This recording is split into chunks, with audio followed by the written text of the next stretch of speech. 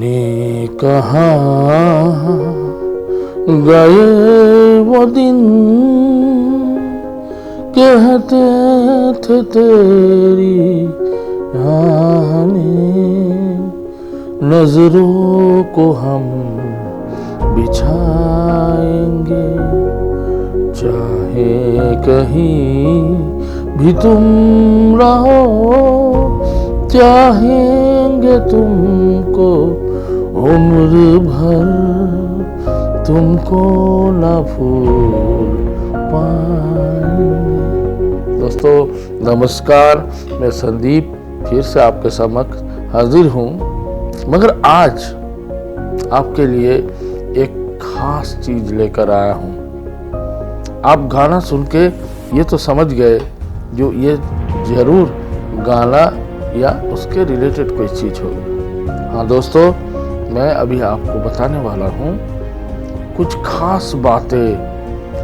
किसके बारे में? इस गाने के जो सृष्टा है श्री राज कपूर साहब के बारे में। राज कपूर साहब जो कि शोमैन ऑफ इंडिया नाम के जाने जाते हैं। इनके जिंदगी के जो उतार चढ़ाव था दोस्तों, वो किसी आम आदमी के जैसा नहीं है। राज कपूर साहब बहुत ही कम उम्र में इस फिल्मी दुनिया में कदम रखे हैं और उनके जो कदमों के आहट है वो आज भी उनके जाने के इतने साल बाद भी हमें सुनाई दे रहा है। तो दोस्तों पेश है श्री राज कपूर जी के जिंदगी के वो लम्हे जो कि कोई भूल नहीं पाएंगे। हमारे भारतीय सिनेमा जगत, फिल्म इंडस्ट्री भी उनको नमन करते हैं, करते रहेंगे। कपूर साहब के जन्म हुआ था पंजाबी हिंदू फैमिली में। खत्री, एक्चुअली ये लोग खत्री थे। इनके फैमिली में 1924 में कपूर हवेली, जो कि आज के दिन में कश्मीर पाकिस्तान के पेशवार में मौजूद है। ये पेशवार में इनके जो पिताजी थे पृथ्वीराज कपूर, वो और उनके माताजी रामेश्वरनी देवी कपूर, ये लोग उनके 6 बच्चे को लेके वास कर रहे थे। He was the eldest sibling. Raj Kapoor सबसे बड़ा बेटा था और उनके नीचे उनके भाई बहनें थे। उनके भाइयों में से आपको याद है जो मरहूम स्वामी कपूर जी, शशि कपूर जी और उनके एक सिस्टर के नाम उर्मिला सियल थे। जो उनके और 2 भाई बहन थे, उनका बचपन में ही देहांत हो गया था। बाद में वो पेशवार से वापस आ गए हमारे इंडिया के मुंबई में। उनका एजुकेशन के लिए राज कपूर जी को स्कूल में दाखिला दिलाने के लिए, अच्छे पढ़ाई कराने के लिए, बच्चों का अच्छे परवरिश के लिए उनके पिताजी तब मुंबई शिफ्ट हो गए। उनके पिताजी के कजन थे जो फिल्म प्रोड्यूसर थे, सुरिंदर कपूर। उन जमानों में वो एक फिल्म प्रोड्यूसर थे जिनके बच्चे आज अनिल कपूर, संजय कपूर और बॉनी कपूर। उन लोगों के एक उनके मैटरनल कजन यानी मामा या मौसी के बेटा बेटियों में से जुगल किशोर मिश्रा, जो कि एक जाने माने गायक थे, उनके एक स्टेप ग्रैंडडॉटर सलमा आगा बाद में एक्ट्रेस बन के हमारे हिंदुस्तानी की फिल्म इंडस्ट्री में छा गए। जैसे भी पृथ्वीराज जी अलग अलग सिटी से घूम के आ रहे थे, उनके कैरियर बना रहे थे 1930 के पास, और उनके फैमिली को भी साथ में घूमना पड़ रहा था। राज कपूर जी अलग अलग स्कूलों में दाखिला लिए थे। उनमें से Cornell Brown Cambridge School Dehradun, Saint Xavier's Collegiate School Kolkata and Mumbai, इनमें वो पढ़ाई की। उनके शुरुआती दिनों के किस्से बहुत रंगीन थे। उनके 10 साल की उम्र में दोस्तों, जब राज कपूर जी के सिर्फ 10 साल उम्र था, ही अपीयर्ड इन बॉलीवुड फिल्म्स।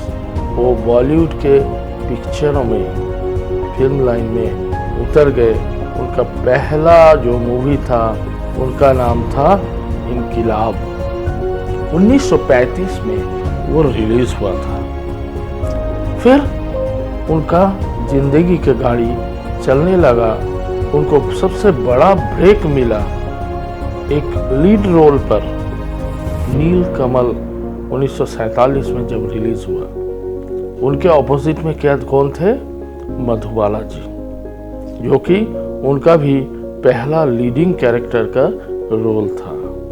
1948 में जब उनका 24 साल उम्र हुआ, उन्होंने अपना स्टूडियो तैयार किए। उन्होंने सिर्फ 24 साल की उम्र में आरके फिल्म्स बोल के जो स्टूडियो का उद्घाटन किए। दोस्तों, आज भी हमें मुंबई में नगरी में वो स्टूडियो दिखाई देता है। एंड वो उस समय बन गए सबसे छोटे सिनेमा के डायरेक्टर, फिल्म डायरेक्टर उनके ज़माने का। और उनका जो फर्स्ट डायरेक्टोरियल डेब्यू था, जो उनका पहला डायरेक्ट किया हुआ मूवी, वो था आग, जिनमें नरगिस जी थे, कमिनी कौशल जी थे और प्रेमनाथ जी थे। साथ में वो तो खुद थे ही। 1949 में उन्होंने दिलीप कपूर के साथ, दिलीप कुमार के साथ और नरगिस जी के साथ महबूब खान की हिट फिल्म अंदाज में भाग लिए, जो कि उनके पहला कामयाबी था। एक बतौर एक अभिनेता के रूप में उनको पहला ब्रेक मिला प्रोड्यूसर और डायरेक्टर और स्टार के हिसाब से बरसात में। बरसात के गाने आपको सबको याद आता है। आप देखे होंगे कहीं भी उस गाने का चर्चा होता रहता है, कितने भी कमर्शियल एड में उस गाने का नाम आता है। वो बरसात था उनका बहुत कामयाब एक पिक्चर।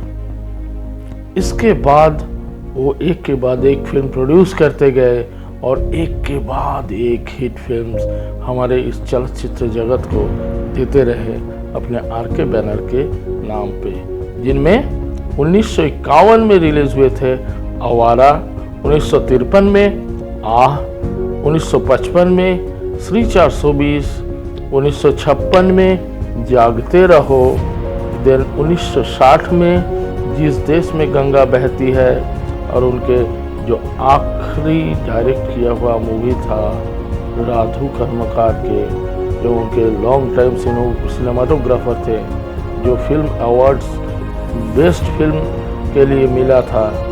वो film establish screen image modelled on Charlie Chaplin most famous movie the Trump. Charlie Chaplin के मोस्ट फेमस मूवी ट्रम्प के नकल किए हुए थे। आउटसाइड हिज होम प्रोडक्शंस, उनके अपने जो प्रोडक्शंस थे उनके बाहर भी उन्होंने बहुत सारे मूवी में काम किए, जिनमें से 1950 में दास्तां, देन अनहोनी 52 में, देन चोरी चोरी 1956, अनारी 1959, दो उस्ताद 1959, देन छलिया 1960, दिल ही तो है 1963। इन सब के बाद उन्होंने एक और सामाजिक मूवी का प्रोडक्शन किए, जो जिनका भी नाम था boot polish. Boot polish release हुआ था दोस्तों 1954 में। एंड अब दिल्ली दूर नहीं 1957 में कपूर जी के हिंदी आह मूवी, जो कि आज भी फेमस है, वो निकला था 1953 में। 1964 में उन्होंने डायरेक्ट और प्रोड्यूस किए संगम, जिनका गाने दोस्तों हमेशा के लिए अमर हो गए। उनके अपोजिट में कौन थे? राजेंद्र कुमार, वैजयंती माला, इन लोगों का नाम आप भी बहुत अच्छी तरह जानते हैं। और वो मूवी एक और वजह से फेमस है, वो था पहली कलर फिल्म। उनके द्वारा प्रोड्यूस डायरेक्ट किए हुए पहला कलर फिल्म था वो संगम। एंड वो बहुत अच्छा सक्सेसफुल रहा वो दोस्तों। बॉक्स ऑफिस में वो छा गया था। एंड उसमें एक्टर्स के वजह से भी। फिर उनका सबसे बड़ा सक्सेस आया दुल्हा दुल्हन 1964 में, अराउंड द वर्ल्ड 1966 में, सपनों के सौदागर 1968, और उनके जो छोटे स्टारलेट्स थे, साधना, राजश्री, हेमा मालिनी, सब बॉक्स ऑफिस हिट कर गए। 1965 में वो मेंबर ऑफ जूरी थे 4th Moscow international film festival के। दोस्तों एक बहुत बड़ा सम्मान होता है। मॉस्को के जो फिल्म फेस्टिवल थे रशिया में, वहाँ के वो जूरी थे। 1970 राज कपूर जी के जिंदगी के एक बहुत महत्वपूर्ण समय था। उस समय उन्होंने रिलीज किए थे मेरा नाम जोकर, जो कि 6 साल से शूटिंग करना पड़ा था। उस पिक्चर को शूट करते समय राज कपूर जी को 6 साल लग गया। एंड उसी में उन्होंने अपने बेटा ऋषि कपूर जी को डेब्यू फिल्म कराए, उनको पहला मौका दिया, उन जगह पे इंट्रोड्यूस किए और उनके ही अपने ही बचपन दिखाने के लिए ऋषि कपूर का इस्तेमाल किए। उस मेरा नाम जोकर को इतने खर्चे से बनाए थे उन्होंने, जो कि उनको पारिवारिक आर्थिक संकट में पड़ना पड़ा, जिसके वजह से। और उस समय से वो उस आर्थिक संकट से निकलने के लिए उन्होंने बहुत कोशिश किए। एंड उसके बाद उन्होंने 71 में लॉन्च किए उनके बड़ा बेटा रणधीर कपूर को, जो कि फैमिली हिंदी ड्रामा आज और कल, जिसमें राज कपूर जी खुद थे, उनके बेटा रणधीर कपूर जी थे और राज कपूर जी के पिताजी श्री पृथ्वीराज कपूर भी उसमें काम किए थे।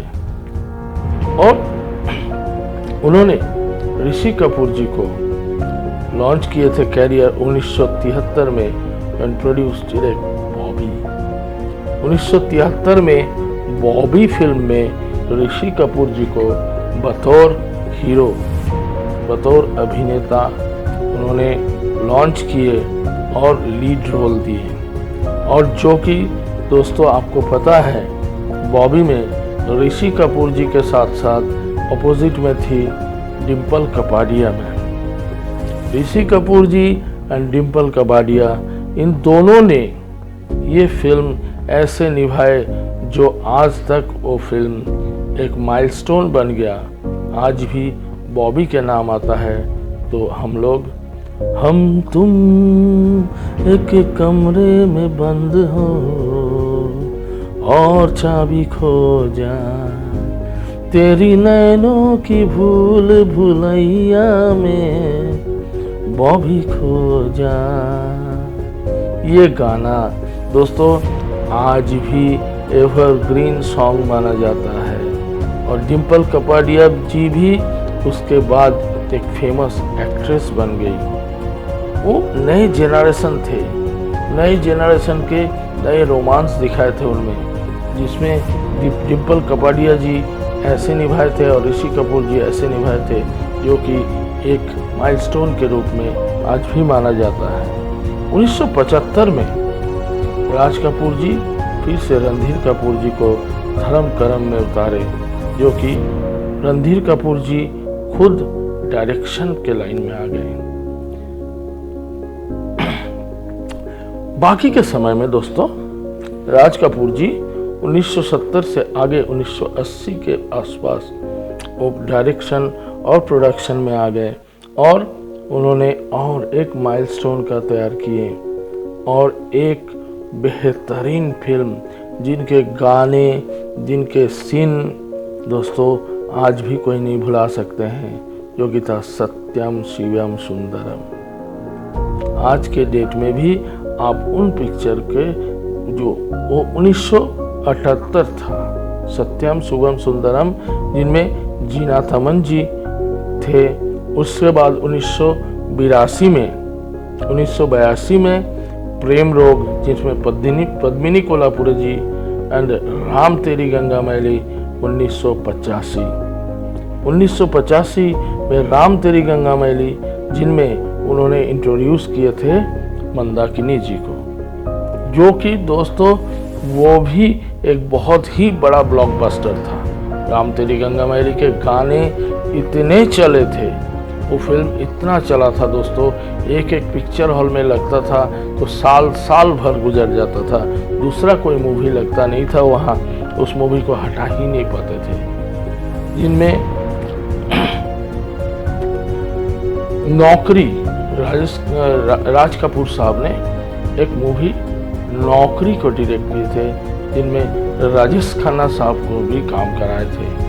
एंड उनको संजय खान, जिनको अब्दुल्लाह पिक्चर में उन्होंने लॉन्च किए थे, वो राज कपूर जी एक डिटेक्टिव यानी जासूस के रोल किए थे दोस्तों।